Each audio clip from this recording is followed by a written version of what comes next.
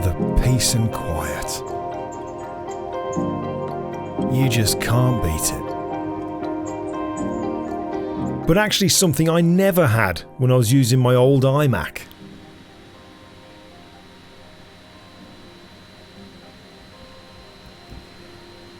But that's all changed, now I've got this.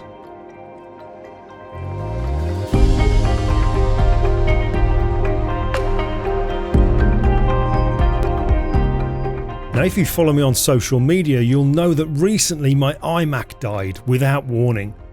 Thankfully I didn't lose anything because I use external drives, Backblaze and the cloud to store all my files. And to be fair, I was actually thinking of upgrading, but not just yet. Had I had more time to plan the upgrade, I would have looked at boosting a few things, but I couldn't wait for the 4 to 6 week delivery, so had to go for an off-the-shelf spec Mac Studio. And so far, 4 days in, having edited photos, edited and exported video, touch wood, I'm happy. Now already I am really happy with how this thing is running. It was incredibly simple to set up, my desk has got a load more space. I am missing having that second monitor, but I'm considering looking at maybe something like the iPad Pro, because that's going to be more than a second monitor. But the one thing that I have been most impressed about so far is how quiet this unit is. Noise from the fans on my iMac, which was a 2019 model, was nothing short of ridiculous. I didn't have to have multiple apps open and they'd be screaming away, which was annoying when doing video conferencing such as Zoom, but especially when recording videos for my YouTube channel, having to constantly remove the noise as best I could in Adobe Audition.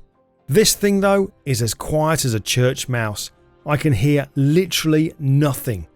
Even when exporting videos with effects on the timeline being rendered, nothing. Now this could quite easily be the shortest video I have ever put on YouTube. The unit is that quiet, there's not much more I can say, so I'm really happy with that. And like I said, a longer feedback video I'm going to be doing very soon. But I just thought I'd take a few moments at the end of this video to show you what I used to use to help with knocking out that sound from those fans, not just recording videos, but also in using video conferencing, and it's something called Krisp. So if you go to the Krisp website, you can download the software and install it directly onto your computer. It does give you a certain amount of free minutes each month, but if you do quite a bit of recording and video conferencing using things like Zoom, then there's a paid plan, and I think I was paying maybe £10 a month. Once you install it though, it's incredibly easy to use. You'll see Krisp listed in your audio devices, but you just select your regular devices here. In my case, I have a mic into a Zoom H6 used as an audio interface, and for the output I can use internal speakers, my headphones, or maybe my Apple AirPods. Then when you have Krisp open, whatever you're using for recording audio or conferencing, Krisp will automatically remove the background noise, and you can turn this on and off. Now just to show you how good this Krisp software is, I've got a recording here of what the fans sounded like on my old iMac, and I'll just play that for you now.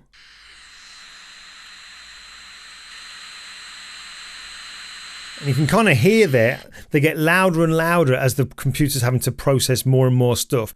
But what I've now got is I've actually activated Krisp, if I can just show you that just here now.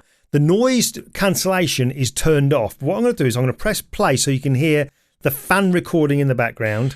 I'm going to keep talking, but as I'm talking, I'm going to turn on the noise cancellation. So this is me keeping talking. I've now turned on Krisp, and you should now maybe hear nothing, but if I turn it off, that's now the normal noise. So I keep talking again. This is with Krisp turned on, and now this is with Krisp turned off. So it is an incredibly useful bit of kit. Not only knocking out things like fan noise, but general ambient noise, people talking in the background, traffic going by, whatever. Incredibly powerful. And not just for your audio going out to other people or to be recorded. It's also to be used for when you're maybe listening to other people and their noise in their background is quite loud. You can actually use your Krisp to knock out the background of their audio so they come through really clear as well. So incredibly useful. This video is not sponsored by Krisp or Apple, but I wish it was. So anyway, like I said, I will do a proper full feedback video once I've had this Mac Studio for a little while longer, but I've got to say, you know, just being an off-the-shelf unit, this thing at the moment is dealing with everything I'm thrown at it. And I'm using Photoshop, Lightroom, Premiere Pro, Audition. There's got effects on the timeline. I'm rendering 4K video, and it's just not missing a beat. It is just processing it quickly, and it's quieter than anything I've ever used before. Now, just one extra little thing to think about is that when I actually rang Apple to speak to them about the Mac Studio before I went and got it, they told me about their 14-day money-back guarantee, meaning basically that if I go and get one from the store straight away and I use it for 2 weeks, if I find that it's just not suitable, it's not able to deal with what I work on, then I can just give it back and get 100% money-back guarantee. But I might be surprised how good that M1 Max chip really is. And that's exactly the position I'm in at the moment. So it just might be something to think about. Rather than having that old school thinking of upgrading this and upgrading that, you might find this M1 Max chip, let alone the M1 Ultra, will be more than capable of dealing with what you actually put through it. So that's just some food for thought. It might save you some money. But that's pretty much all I've got in this video. If you've liked it, give us a thumbs up. As always, if you haven't already, give us a subscribe, because it's just a really great way that you can support this channel. But that's all from me. I'll catch you in the next video.